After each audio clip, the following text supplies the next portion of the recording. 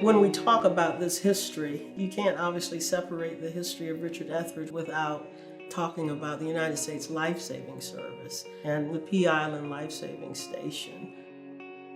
The station is an all-black station in the South shortly after the Civil War, during Reconstruction, during Jim Crow laws, before the Civil Rights Movement, that continually gained a reputation as being one of, if not the best station on the coast. Quite a testament to an all-black crew at that time.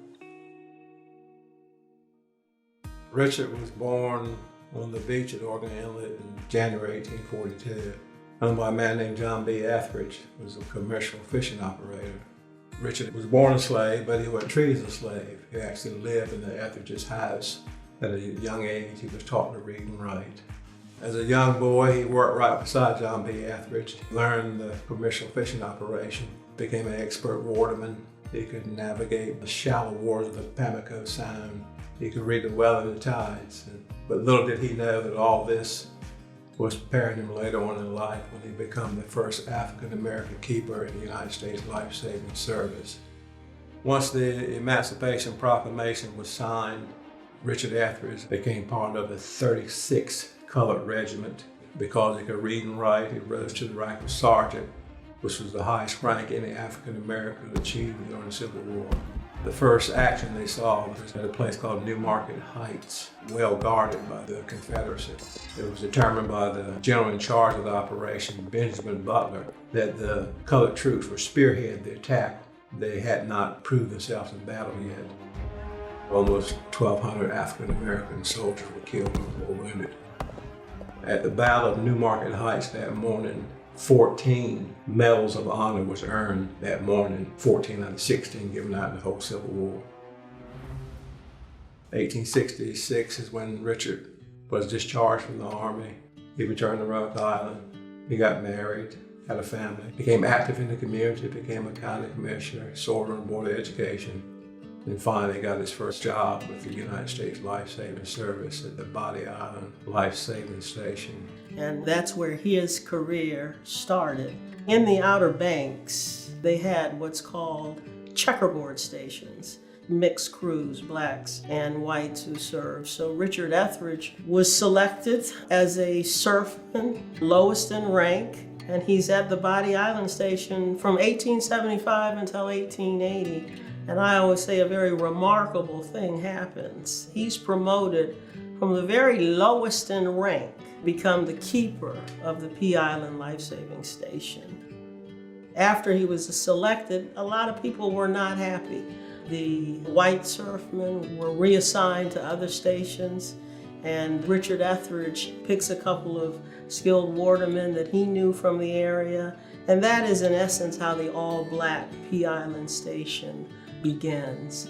After the station was formed, the station mysteriously burns to the ground while no one was there. That is believed to have been done because of jealousy, but that didn't stop Richard Etheridge and his crew.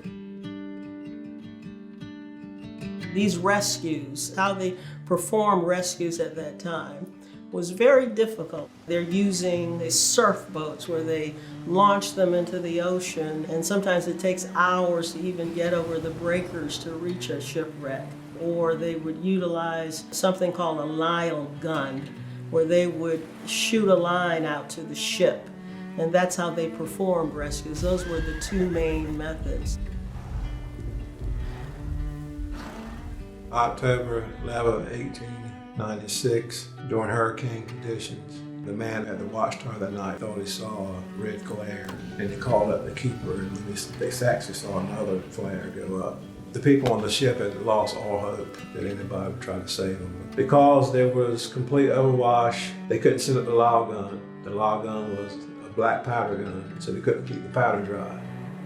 Fortunately, Richard Etheridge was a pretty good problem solver, and they asked for volunteers. And they asked them to tie a rope around their waist, swim out to the ES loom and get a line attached to it. And once they got the initial line on board the ship, first one saved off the ship that night was 3-year-old Tommy Gardner. He got little Tommy to shore. The second person saved was the captain's wife and the other crewmen, and eventually the captain, so all 9 souls were saved that night. The rescue started at 9 p.m. By 1 in the morning, all 9 were safely at the Pea Island Station. After the morning of the shipwreck, the captain is walking the beach and finds on the ground the signboard of the E.S. Newman. So the signboard was only recognition that the crew got when they were alive. But about 100 years later, the crew was posthumously awarded the Gold Life-Saving Medal by the United States Coast Guard. Richard Etheridge served at Pea Island as a key from 1880 to May of 1900 when he became ill at the station. They said that it was probably due to malaria back in those days on the southern side of the island. The mosquitoes were so thick they were darkening out the sun. They became very sick, too sick to even try to leave the station. He died right at the Pea Island Station, 58 years old.